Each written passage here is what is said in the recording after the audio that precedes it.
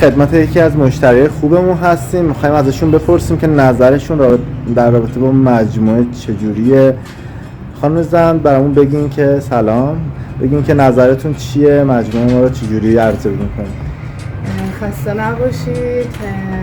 والا من چندمین باره که مزاحم شما میشم. بسیار کارهای متنوع، زیبا، اخلاق، به خصوص اخلاق افرادی که تو هنرسرا هستن بسیار اخلاق خوب هست که یکی از آیتم‌های مهم یک فروشنده خوب میتونه باشه.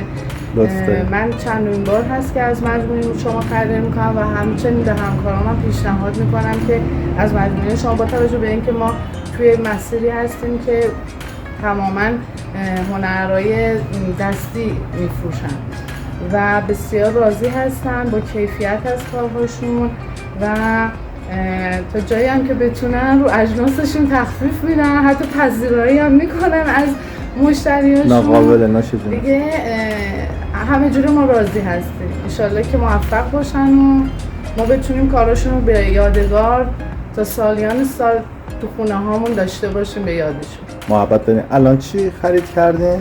الان والا ما تصمیم داریم که حالا یه کار خاتم هست اینجا ازشون خریداری کنیم.